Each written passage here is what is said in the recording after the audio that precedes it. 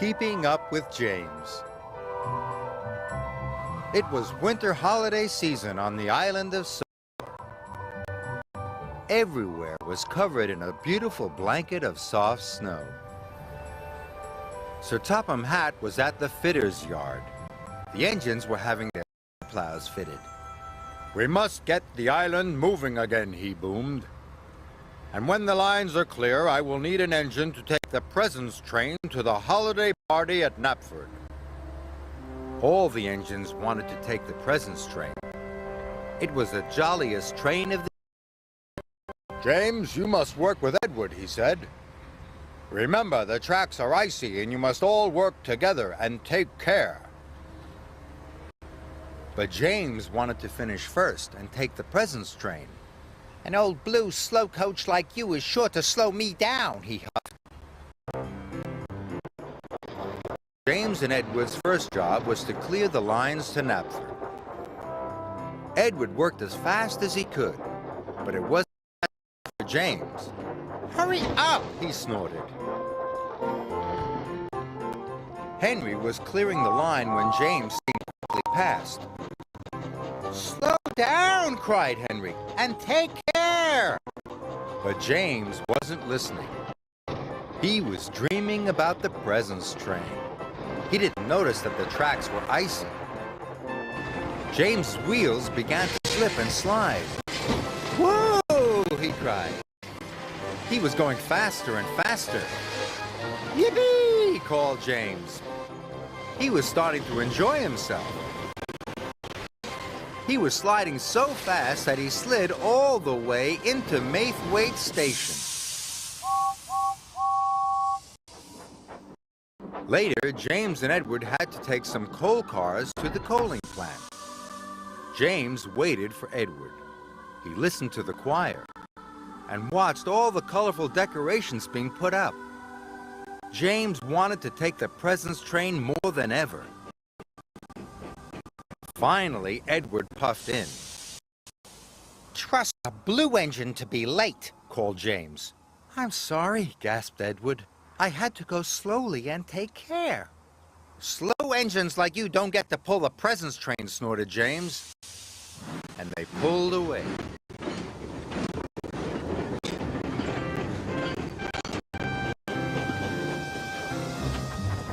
James raced to the coaling plant as fast as he could.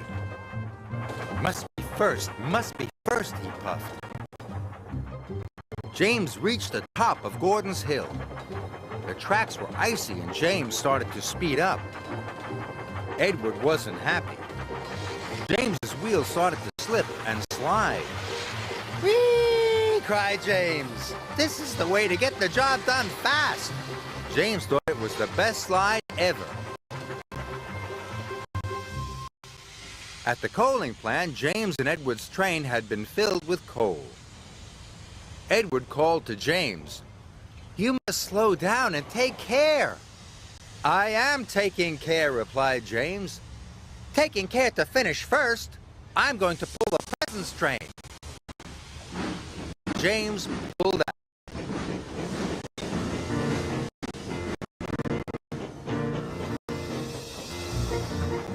They headed for Brendam Docks. Finish first, James puffed happily. He started to go faster and faster and faster. But he didn't know how very icy the tracks were. His wheels started to slip and slide. "Oh my!" cried James, and he applied his brakes as hard as he could. Whoa! Edward tried to brake as well, but it was too late.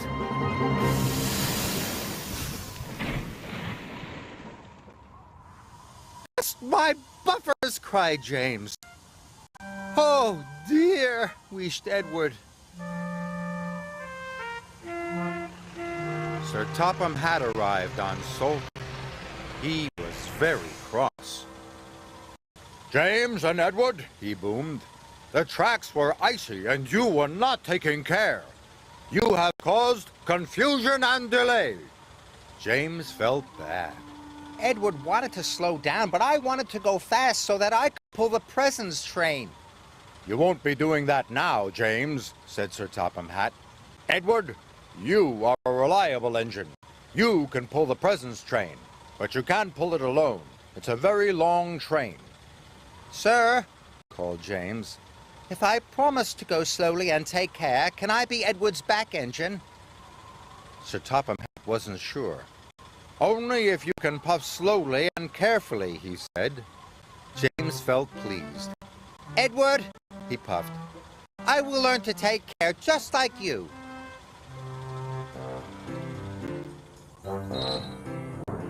And so Edward put back onto the tracks.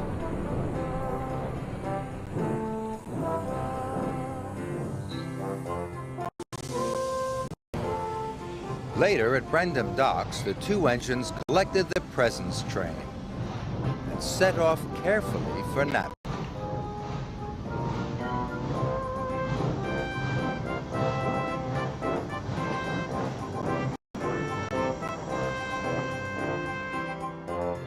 Whenever they came to some icy track, Edward called out, "Slow down!" And now James slowed down.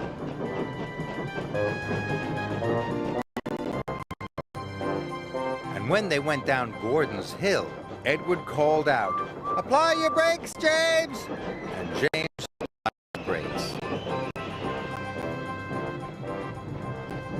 So slowly and safely, the two friends puffed into Knapford Station.